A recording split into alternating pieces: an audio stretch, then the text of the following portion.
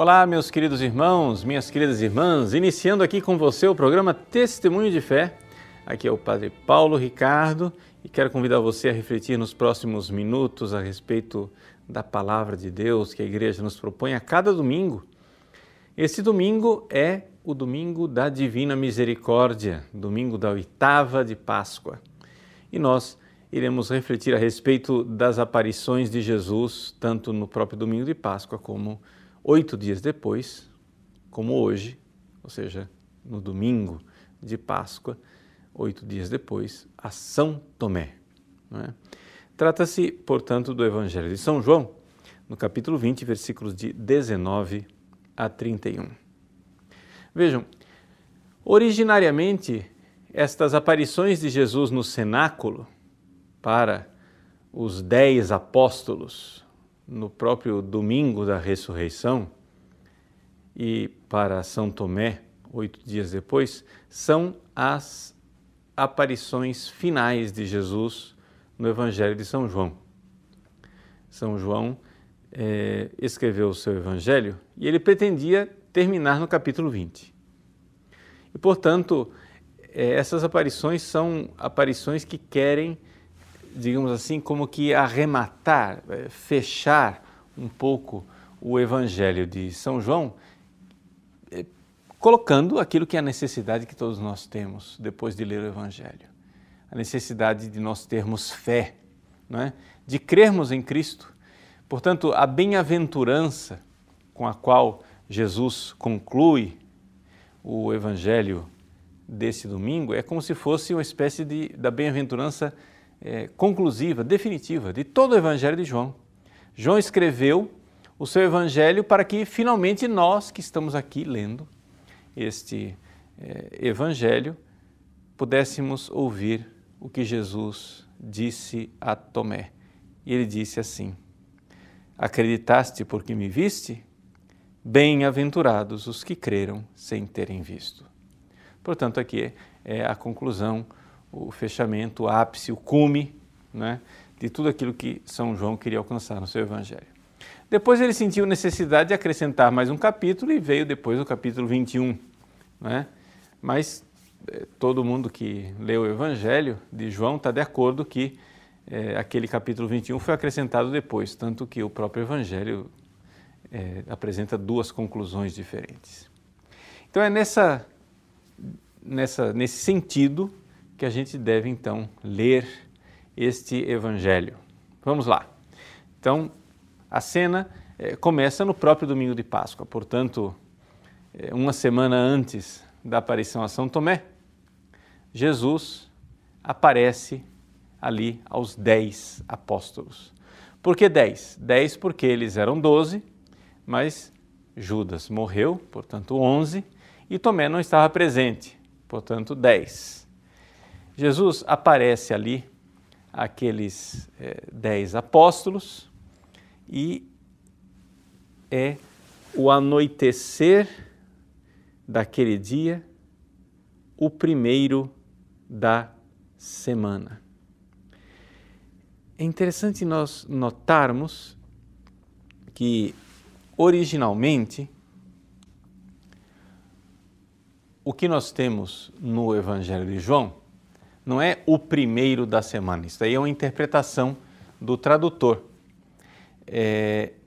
O que está escrito lá é que, ao anoitecer daquele dia, o primeiro depois do sábado. Por que isto? Porque na realidade aqui nós estamos falando, não é, de uma espécie de nova semana, o 8º dia da semana. Ou seja, terminou a semana termina com o sábado. E então, nós temos aqui, não é, a recapitulação do Evangelho de João, que de certa forma organizou o seu Evangelho numa espécie de paralelo com o livro do Gênesis. As primeiras palavras do Evangelho de São João são parecidas com a do livro do Gênesis. O livro do Gênesis começa assim: no princípio Deus criou o céu e a terra. E ele, então, São João coloca, né, no princípio era o verbo.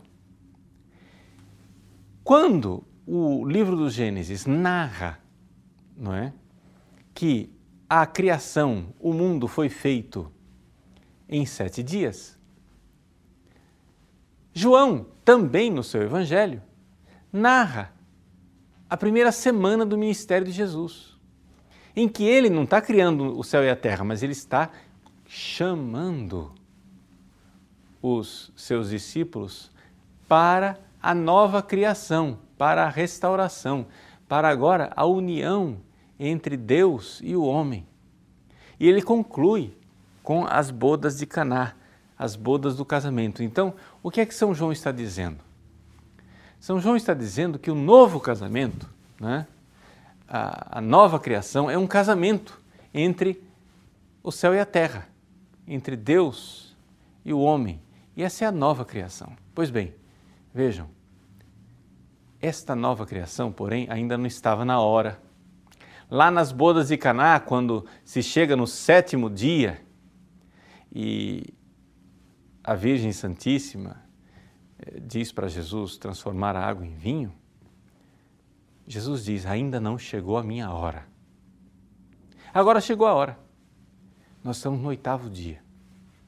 Nós estamos numa nova criação, no primeiro dia depois do sábado. Ou seja, começamos uma nova história. E como lá na criação, Deus fez o homem e soprou sobre ele, agora na nova criação, Jesus entra no cenáculo e sopra sobre os apóstolos. É um novo homem que está sendo criado. Aquele mesmo gesto de Deus Criador que criou sobre o barro de Adão um espírito novo ao soprar, aqui Jesus sopra e recria tudo. Recria por quê? Porque o homem pecou, porque o homem está nos pecados deles e nós precisamos nos reconciliar. Chegou a hora do casamento, chegou a hora da reconciliação, chegou a hora de Deus finalmente se unir ao homem. Chegou a hora de nós estarmos juntinhos com Deus. Mas para isso precisamos de uma ação divina, porque nós não damos conta, nós precisamos ser recriados. Deus criou Adão, nós quebramos o vaso. Deus precisa recriar o vaso, Ele precisa remodelar o vaso e soprar novamente o Espírito sobre ele. E que Espírito é este? Que vida nova é esta que o Cristo sopra sobre os apóstolos? É o sopro da misericórdia e do perdão dos pecados. Jesus diz assim, recebei o Espírito Santo. A quem perdoardes os pecados, eles lhes serão perdoados, e a quem os não perdoardes, eles lhes serão retidos.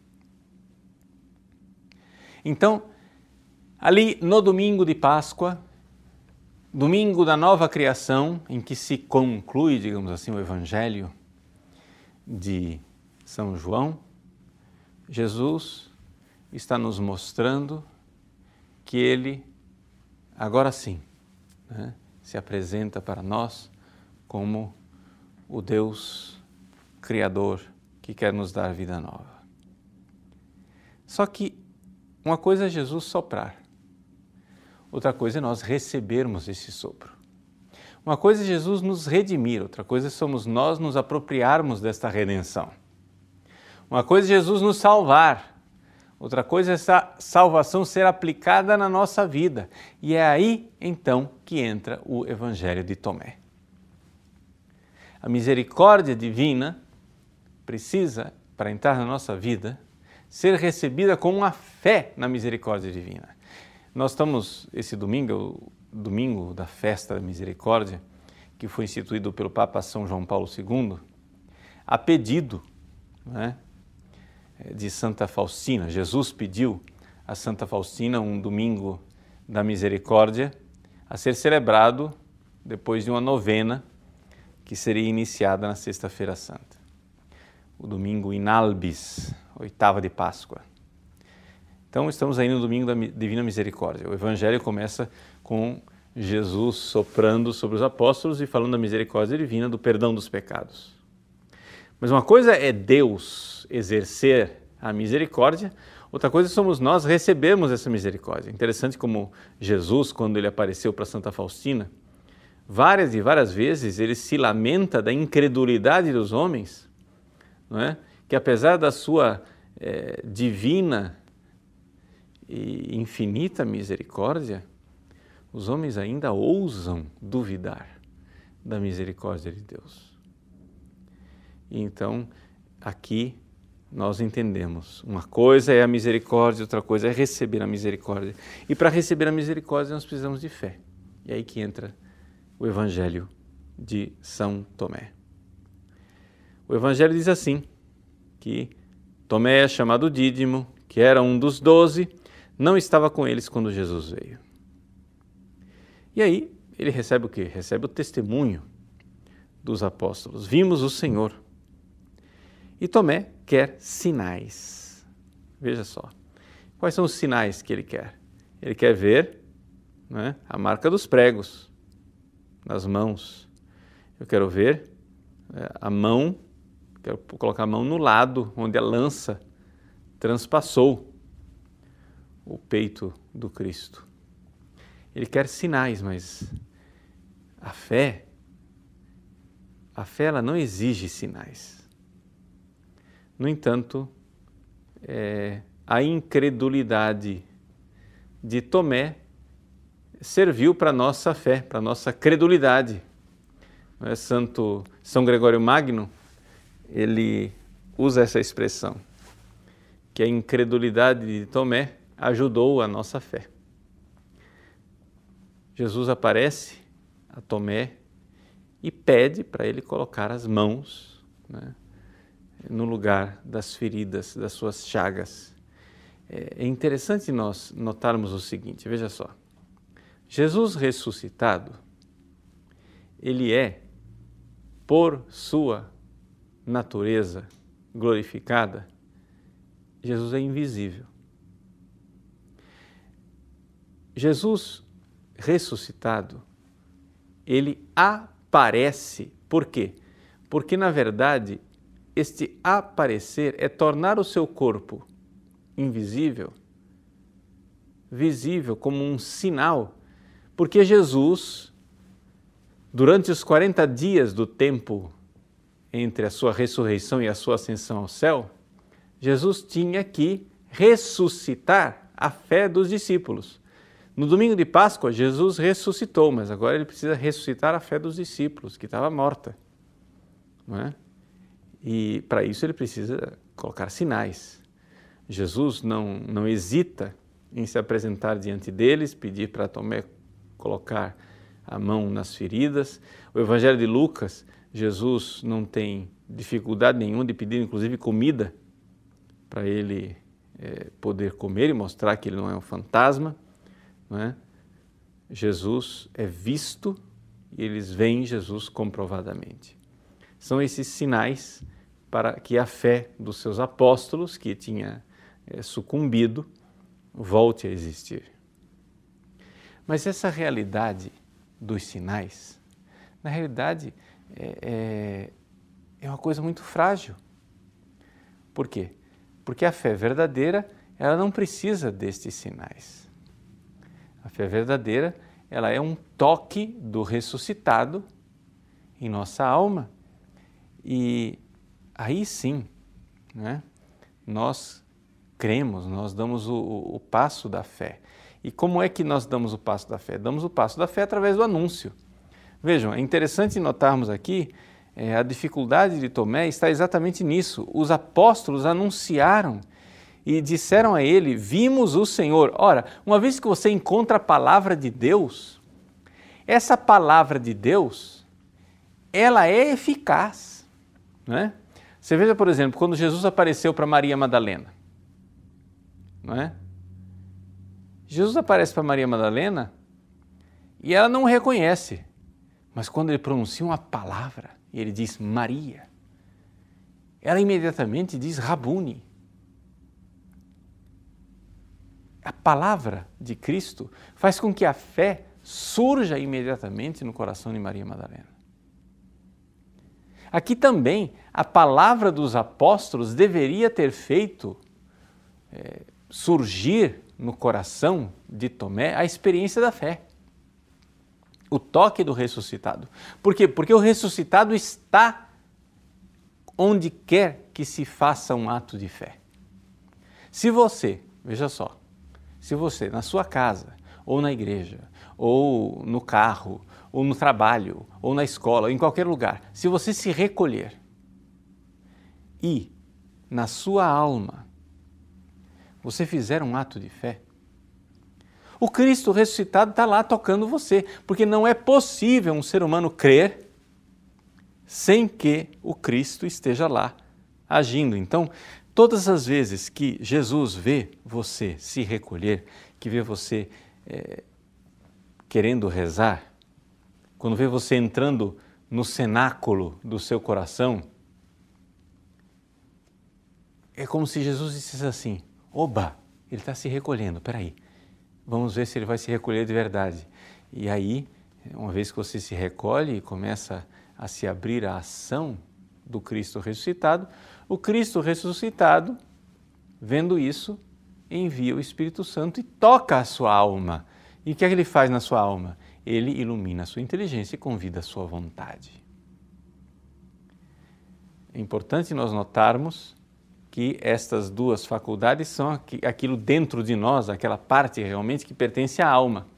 Dentro da gente tem muita coisa que não pertence à alma, que faz parte da realidade animal, faz parte, né, do nosso composto, o ser humano enquanto animal sensível, né? Sei lá, você vê dentro de você o medo, por exemplo. O Evangelho desse domingo começa relatando exatamente essa realidade passional, né? Dizendo que os discípulos estavam com as portas fechadas por medo dos judeus. De onde vem o medo? O medo é uma realidade animal, né? E Jesus então entra, ele ultrapassa as portas fechadas e diz: a paz esteja convosco. É importante que quando você vai rezar, aconteça isso, que você enxergue um pouco o que está nas suas emoções, o seu mundo emocional, o seu mundo passional. O que está acontecendo? É medo? É irritação? Agitação? Ansiedade? O que está acontecendo com você? Pois bem, o que acontece é isto. Assim como os discípulos, os apóstolos estavam lá sentindo medo, mas o Cristo teve que ultrapassar esse medo para chegar finalmente na alma deles e soprar com um sopro novo na alma deles e dar a eles a experiência da fé. Também Jesus quer fazer isso com você. Então, quando você se recolhe, quando você quer realmente rezar, né, se colocar diante de Deus, Jesus ressuscitado quer soprar o Espírito Santo sobre você.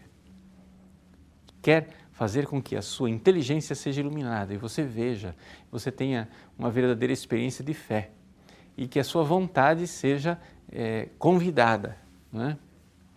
E assim o nosso mundo interior, a gente ultrapassa simplesmente aquela coisa mais animal e a gente consegue dar um passo maior, o passo da fé, que é o que Ele quer de nós. Tomé, né, na sua fragilidade, teve que receber um sinal claro, incontestável, de colocar as mãos nas chagas, né? Jesus disse para ele: põe o teu dedo aqui e olha as minhas mãos, estende a tua mão e coloca no meu lado, e não sejas incrédulo, mas fiel. O bonito de ver é que São Tomé, ele não para naquele sinal. Ele vê um homem ressuscitado, mas se prostra ali diante do Cristo e dá o passo da fé, finalmente. Ele diz: meu Senhor e meu Deus. Ou seja, Jesus mostra para ele um sinal, que é um homem vivo. E ele transcende o sinal e vai ao Deus invisível. E diz, e atesta e fala que Jesus é Deus. E agora? Agora nós precisamos fazer o que Tomé fez, sem ver os sinais, né?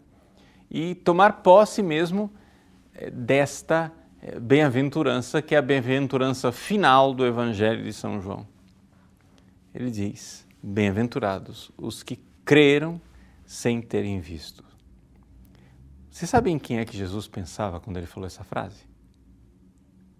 Ele pensava em você.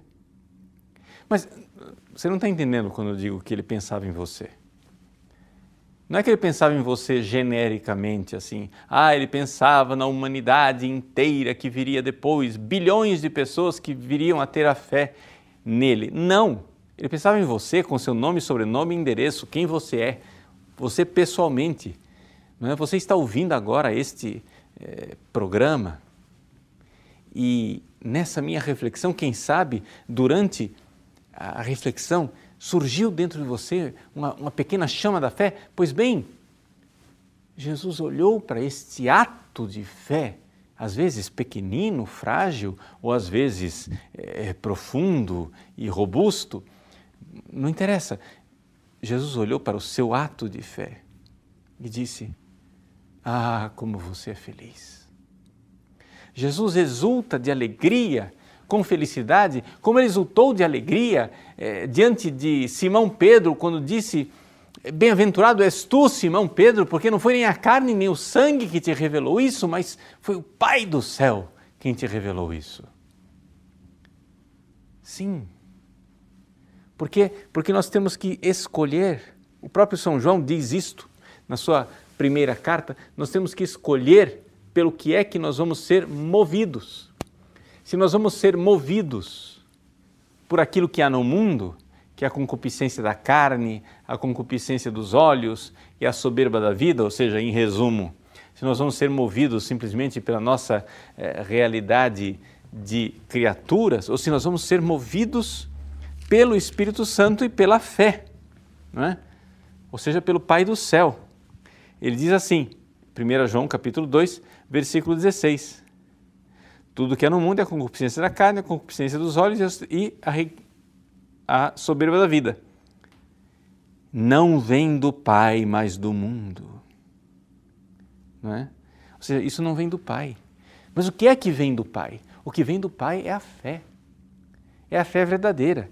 E nessa mesma carta de São João diz: esta é a vitória que venceu o mundo, que venceu toda essa força que arrasta a gente para o pecado. Essa é a vitória que venceu o mundo. A nossa fé. Quem é o vencedor do mundo, senão aquele que crê que Jesus é o Filho de Deus? Então, meus queridos, vamos neste domingo da Divina Misericórdia renovar a nossa fé na misericórdia infinita de Deus que se manifestou a nós na Páscoa. Vejam, Jesus, no Evangelho de João, como uma nova criação, ele sopra sobre o barro do Adão e nos dá agora a reconciliação e a misericórdia. E recebendo o Espírito Santo, nós agora podemos nos unir ao Cristo. É o momento do matrimônio, que em Caná não tinha ainda chegado a hora, mas agora chegou a hora. Chegou a hora de nós nos unirmos a Ele num verdadeiro e profundo ato de fé. Junto com São Tomé, ajoelhemos diante do Cristo e digamos: meu Senhor e meu Deus. Que Deus abençoe você, ilumine a sua inteligência, convide a sua vontade e nesse tempo de Páscoa faça com que você realize atos de fé cada vez mais profundos. Em nome do Pai, e do Filho, e do Espírito Santo. Amém.